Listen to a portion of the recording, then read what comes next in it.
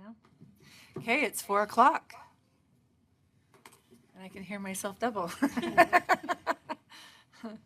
All right, we'll call to order today our Board of Canvassers meeting. Our first item of business is public comment. So if we have somebody who wishes to speak for public comment, do we have anybody online? We'll start there first. Okay, then if not, come on up.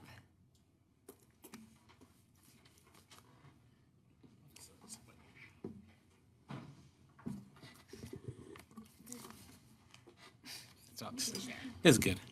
My name is Phil Condor. I was a candidate for Salt Lake County Treasurer, and I just wanted to come and take a few minutes. In another time period, this might seem like a silly comment or unnecessary, but I do want to say, as the closest, I guess, Republican candidate south of the line on this, that I want to thank Lannie and her team for running a very good election.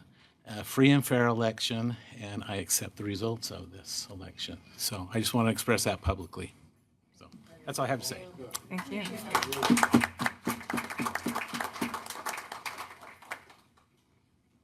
Okay. Do we have any other public that wishes to speak? Okay, seeing none, we'll close public comment. And we'll move on to our 3.1, approval of August 1st, 2024 Board of Canvasser minutes. You've all had a chance to take a look at those. Were there any changes on that? And if not, I'd entertain a motion. Are you on? I can't hear you. There you go. I'll move that we accept the minutes. Second. I have a motion and a second. Any additional discussion? Hearing none, all in favor say aye. Aye. Aye. Any opposed? Okay, we're good. Madam Chair, Yes. at the right time, I'd just like to take a quick minute, if you have a minute for comment. Before or after Lannie presents? At whatever works for Lannie. And by the way, you all look like the new composition of the county council. So, wow, things weren't quite as expected. Part of that. Sitting there. Like, no way. Yeah, whenever convenient. Thank you. Okay.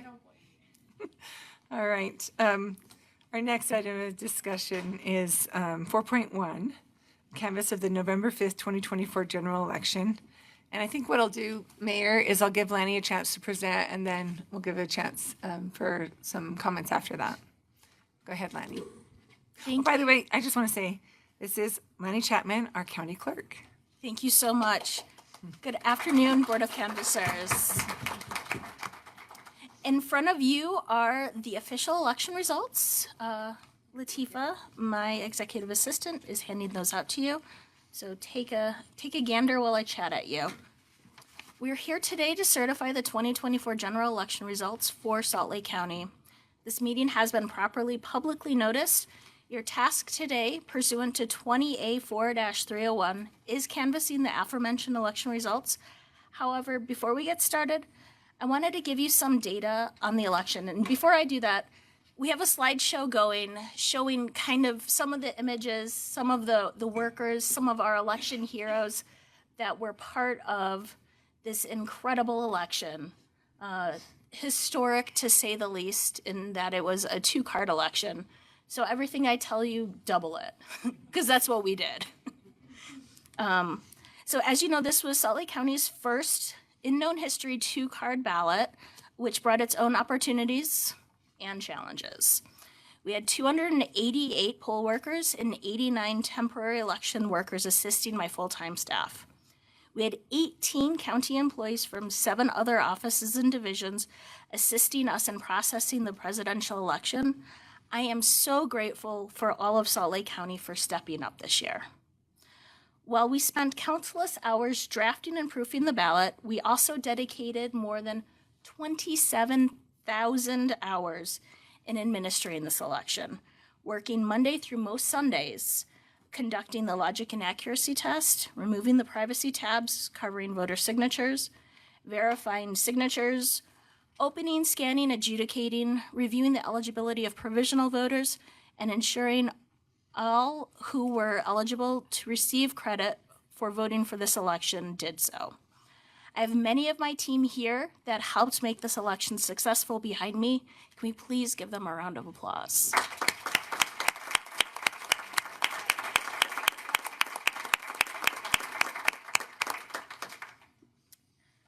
We answered more than 13,280 phone calls. We responded to over 4,600 emails related to this election.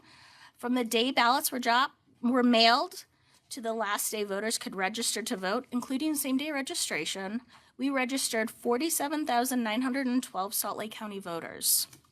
In total, there were 614,757 eligible voters for the general election. While Utah administers elections primarily by mail, we also offer the convenience of in-person voting to all eligible voters. We had 6 early vote centers, along with 30 election day vote centers. We provided 17 tours to our ballot center and had the opportunity to show the process to multiple poll watchers. We had one poll watcher who put in over 85 hours this election alone. Thank you, Susan.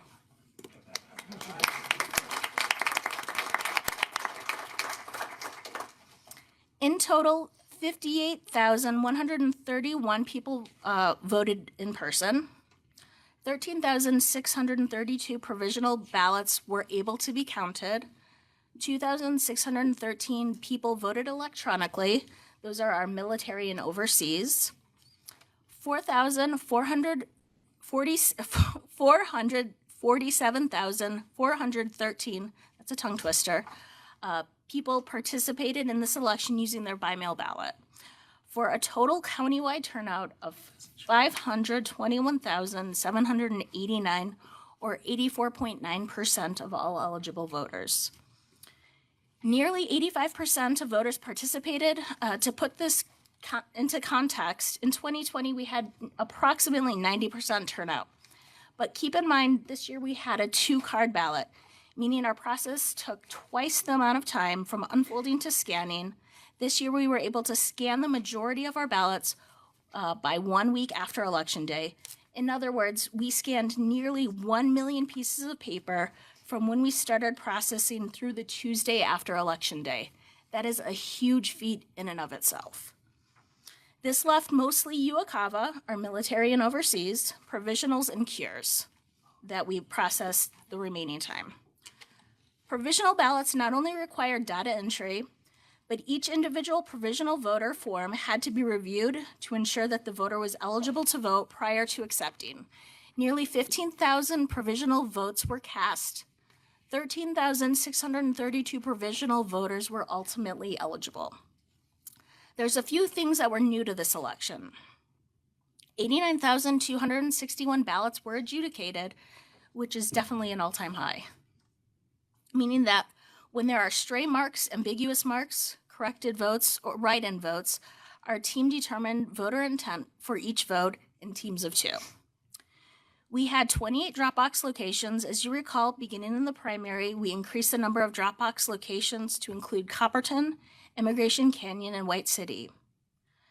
This election, 62% of voters utilized our Dropboxes, and 36% returned their ballots through our prepaid postage, and 2% dropped their ballots at a vote center. Increased correspondence. I sent an email to all candidates regarding what to expect on Election Day, election results, the post-election audit, canvassing, and poll watching. I believe this provided additional clarity to the candidates related to updating results and ballot statistics on our website. We also sent emails to local law enforcement, mayors, city recorders, to let them know where in-person voting would take place and locations of our drop boxes.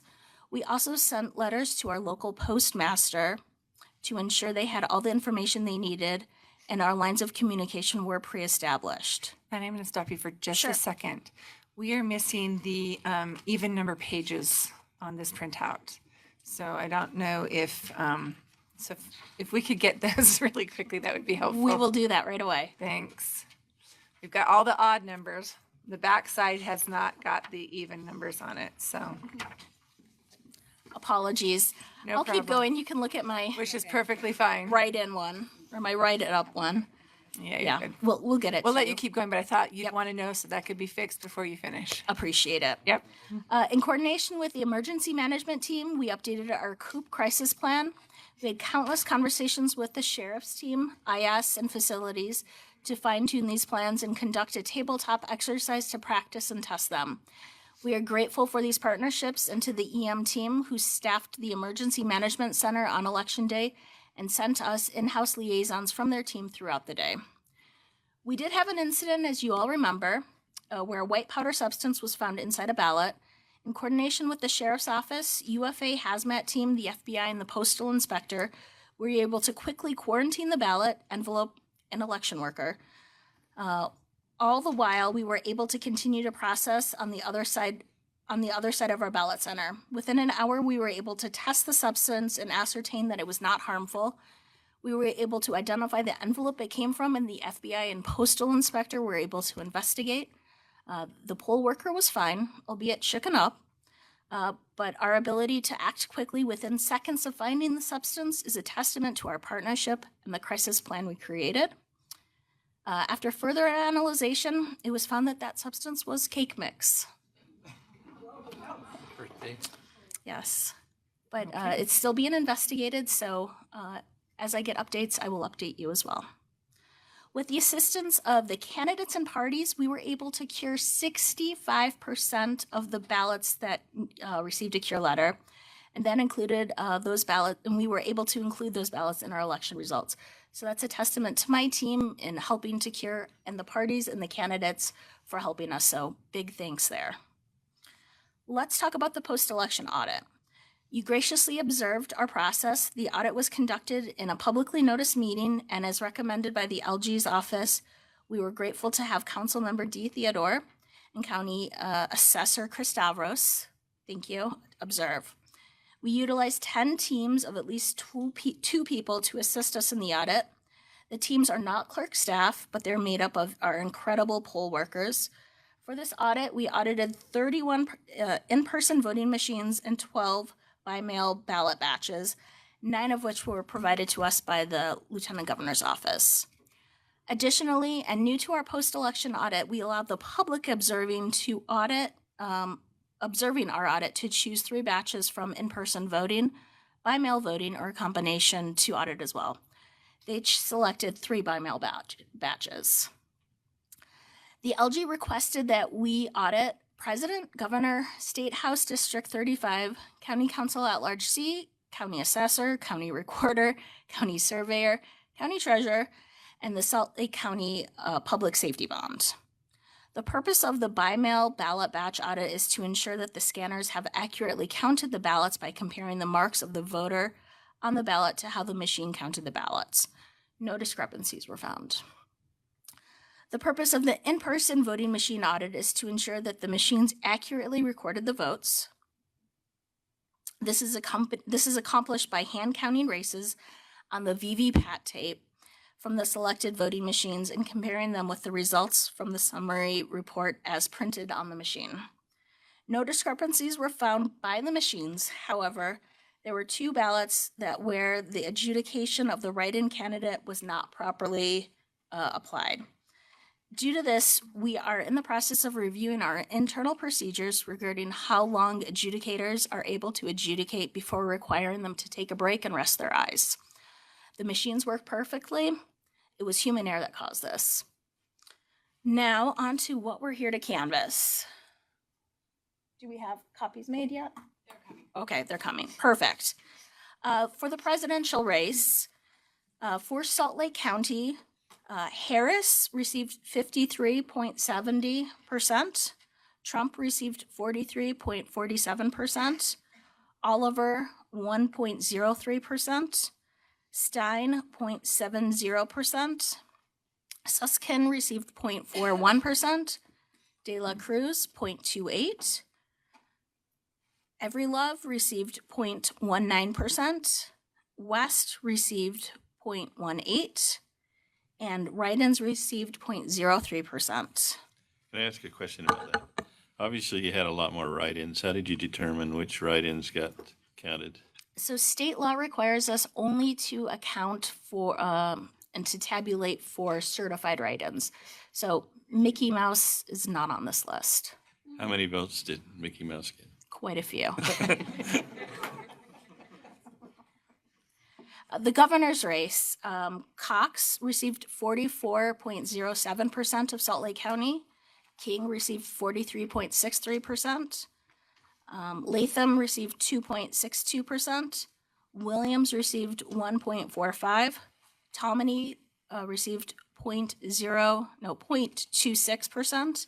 And then write-ins, Lyman received 7.93%, and Tatua received 0.03%. And those again were the qualified certified write-ins. If there's any others you'd like me to hit on, I'm happy to, but I was thinking let's do the ones that are the county races. Okay. County mayor, Wilson received 54.91%. Ryder received 45.09%. For county council at large C, Pinckney received 50.84%. Morris received 49.16%. County Council District 2, Moreno received 54.28%. Olson received 45.72%.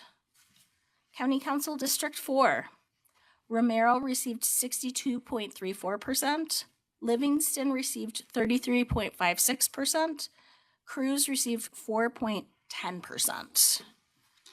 County Council District 6, Theodore received 53.01%. Robinson received 46.99%. County Assessor, Stavros received 50.07%. Frost received 49.93%. County Recorder, Hobbs received 51.76%. Snellgrove received 48.24%. County Surveyor, Park received 50.38%. Setterberg received 49.62%. And County Treasurer, Shavasana received 50.77%. Condor received 49.23%.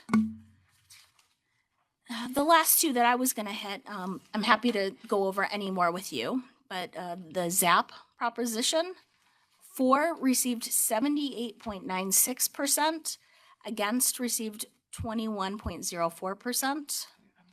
And then the Salt Lake bond, against received 51.62%, 4 received 48.38%.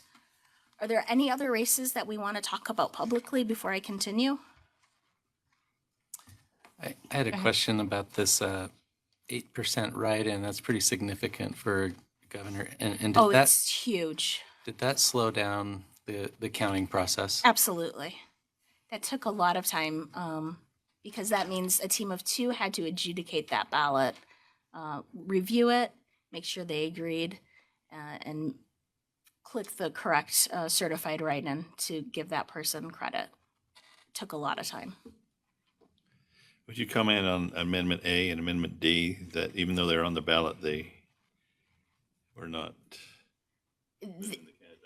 Correct. The court order required us to not count votes for those 2, so we were easily able to toggle off counting for those 2 contests, so they're not included in our election reporting.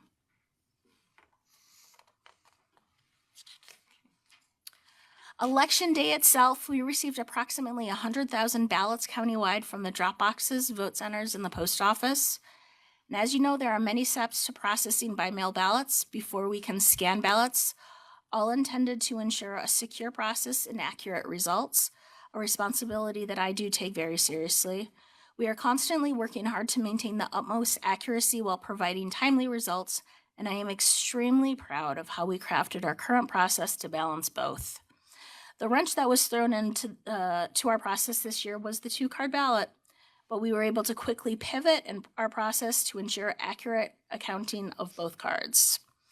This year, unlike 2020, we had many new statutory requirements that were not part of the process during the last presidential election.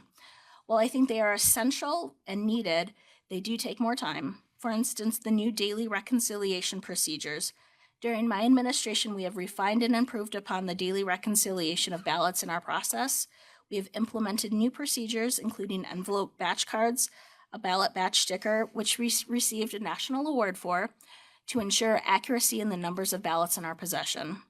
Before I answer any questions you may have, let me talk briefly about the election night reporting. The state made an assertive effort for continuity between counties.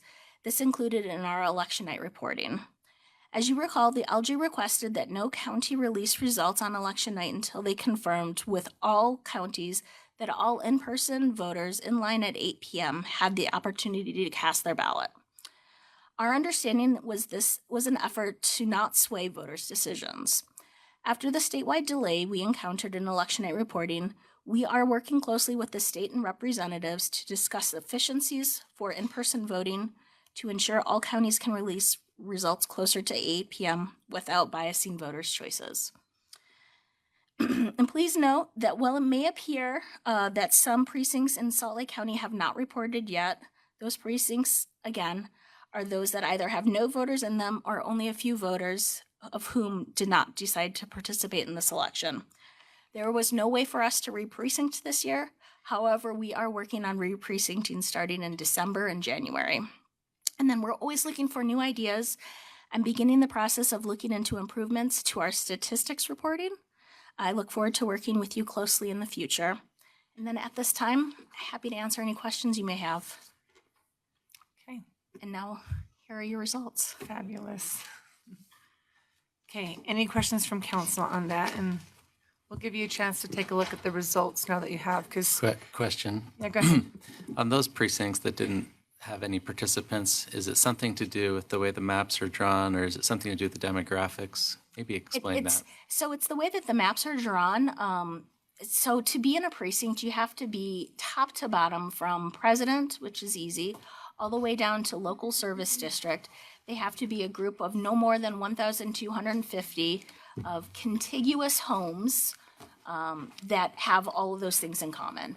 So there are quite a few in Salt Lake County where we weren't able to fit that because of the contiguous requirement in law. So there's a lot of small areas that have no voters. Just little teeny islands on the map. Exactly, and that's something I'm going to be fixing this year. And maybe there's one or two that had a home, but they didn't vote. Correct. Okay.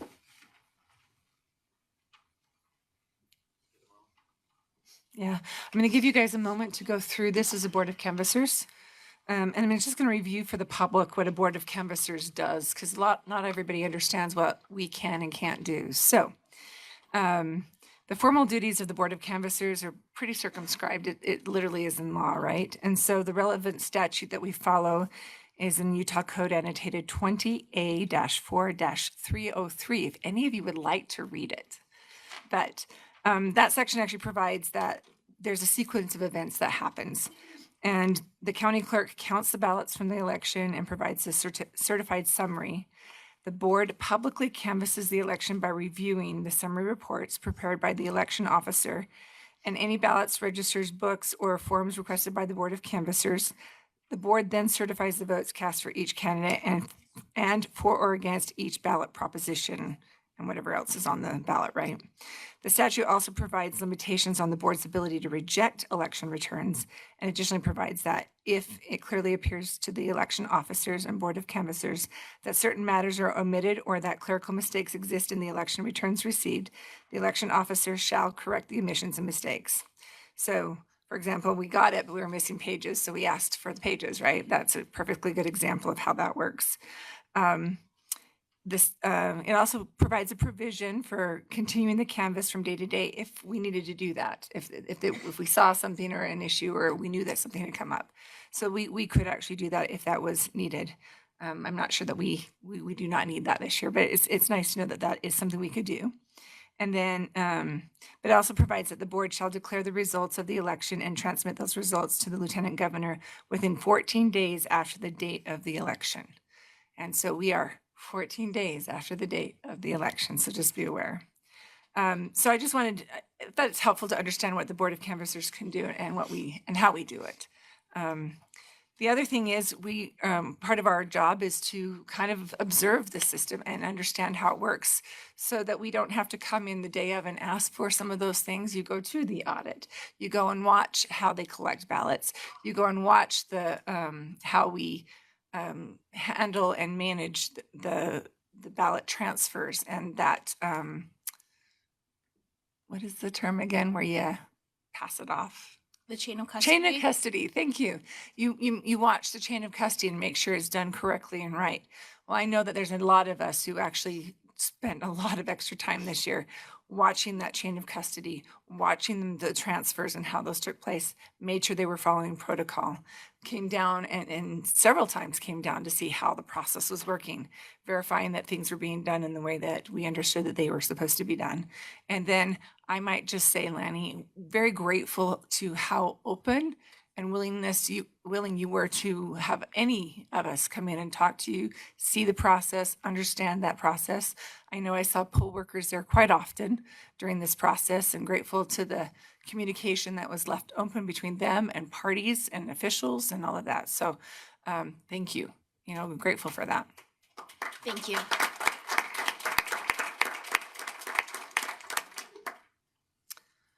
Okay. So now it's up to the Board of Canvassers to certify the election.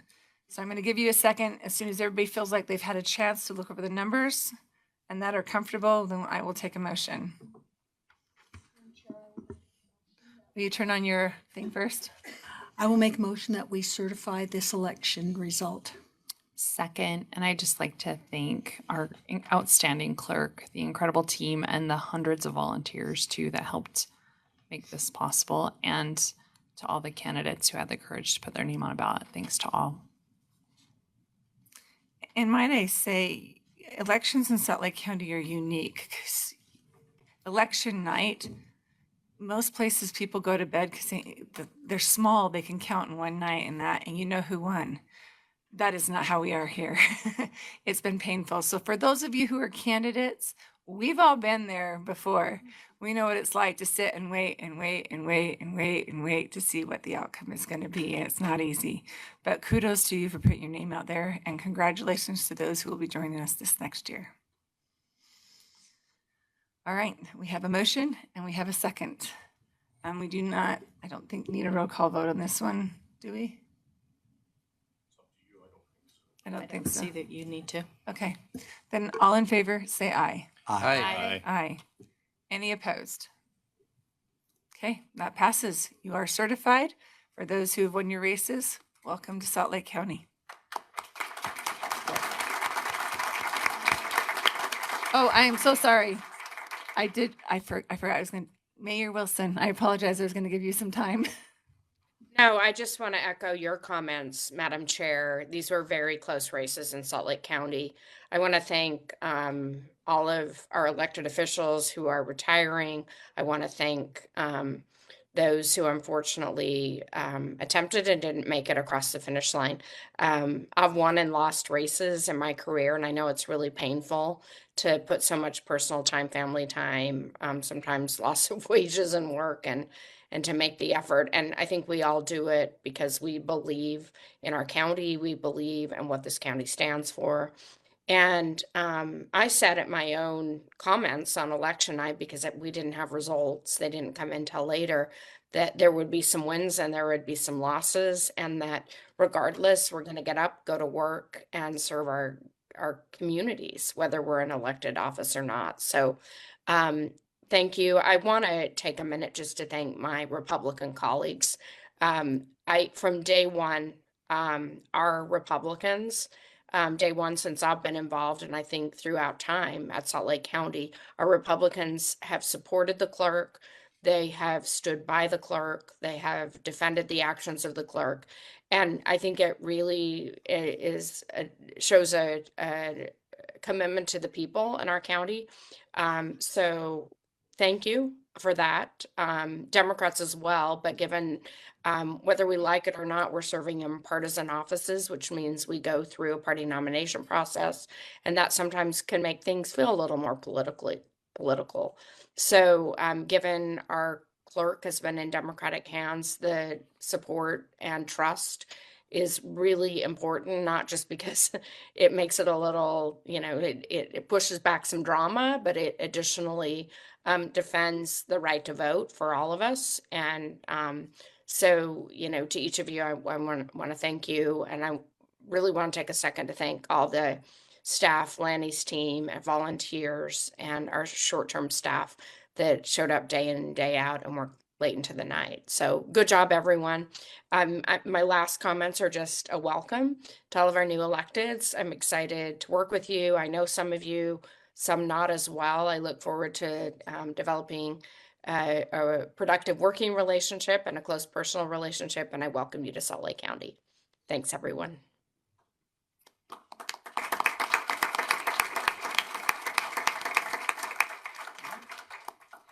All right.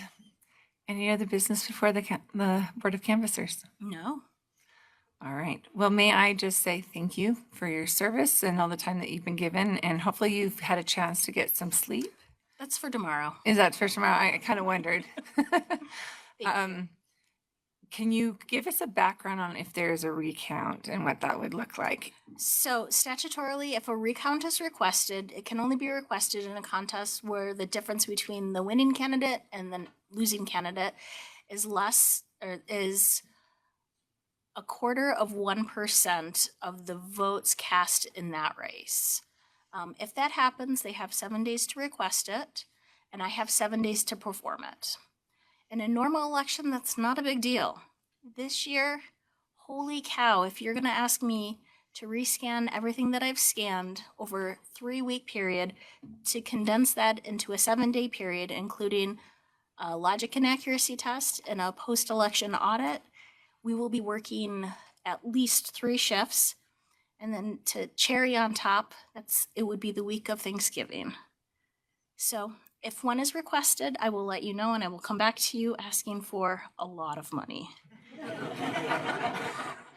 Yeah, I was going to say, I don't know how because she can't just scan one ballot. It has to be both ballots have to be rescanned. So we will be scanning almost 1 million ballots almost again. 1 million ballots Yeah. again. And if we have to do that, I went to law school because I didn't want to do a lot of math, but it's about $200,000 for my whole team to be able to do that, accomplish it in about a week. Wow. Is there any races within that 0.25%? There is one race.